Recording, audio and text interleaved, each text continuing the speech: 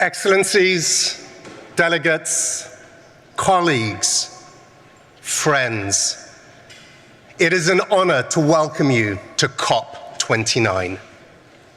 I thank Dr. Sultan Al Jaber and the Emirati Presidency for their tireless work as they pass the baton to President Babayev and Azerbaijan. In tough times, up against difficult tasks, I don't go in for hopes and dreams. What inspires me is human ingenuity and determination, our ability to get knocked down and to get up again, over and over again, until we accomplish our goals. The lady I'm standing with in this picture is my neighbor Florence in Karaku. In July this year, this was us standing in all that remained of her home after the devastation of Hurricane Beryl.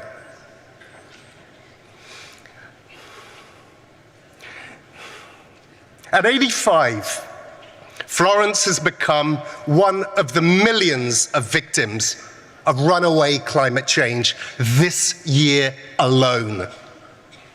She was focused on one thing: being strong for her family and strong for her community.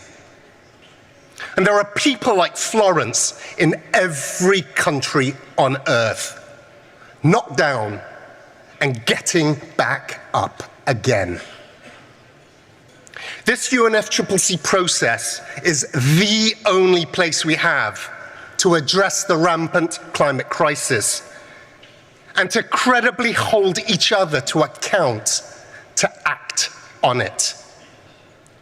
And we know this process is working, because without it, humanity would be headed towards 5 degrees of global warming. In these halls, we negotiate on specific pieces of the puzzle each year. It can feel far away from what's happening in Florence's living room. We cannot afford to continue upending lives and livelihoods in every nation. So let's make this real. Do you want your grocery and energy bills to go up even more? Do you want your country to become economically uncompetitive? Do you really want even further global instability, costing precious life? This crisis is affecting every single individual in the world, one way or another. And I am as frustrated as anyone that one single COP can't deliver the full transformation that every nation needs.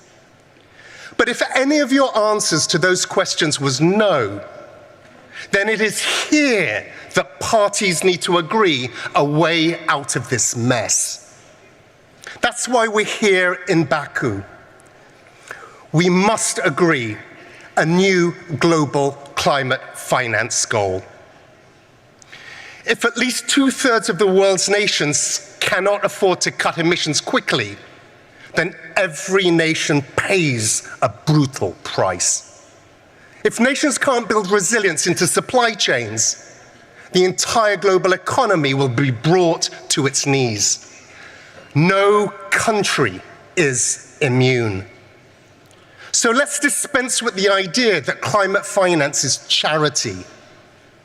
An ambitious new climate finance goal is entirely in the self-interest of every single nation, including the largest and the wealthiest. But it's not enough to just agree on a goal. We must work harder to reform the global financial system, giving countries the fiscal space they so desperately need. And here in Baku, we must get international carbon markets up and running by finalizing Article 6. We need to move on mitigation so targets from Dubai are realized.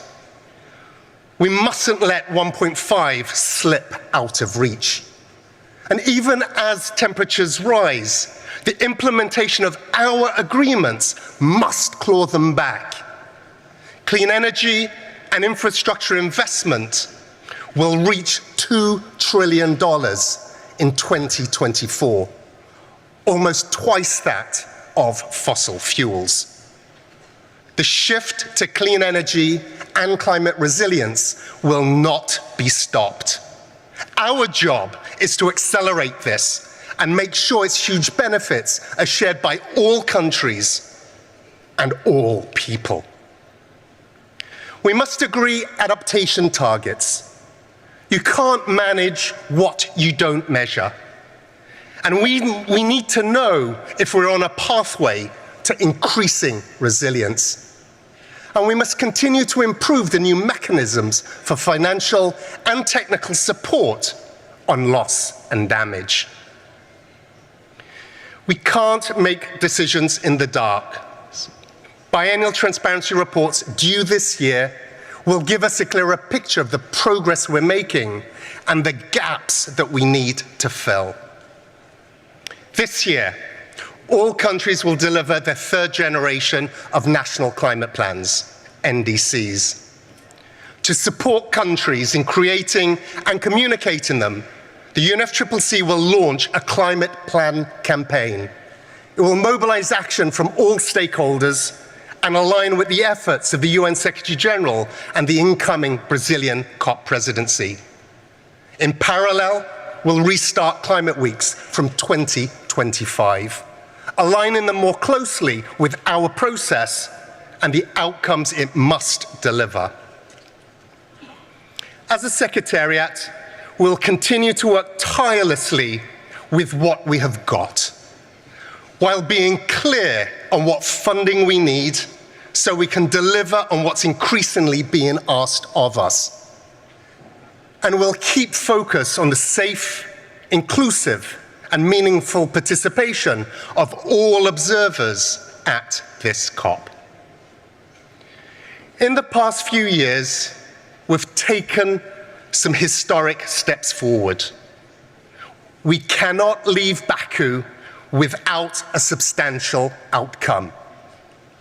Appreciating the importance of this moment, parties must act accordingly. Show determination and ingenuity here at COP29.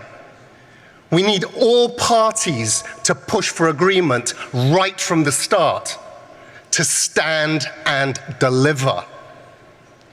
Now is the time to show that global cooperation is not down for the count. It is rising to the moment. So I urge you all, let us rise together. I thank you.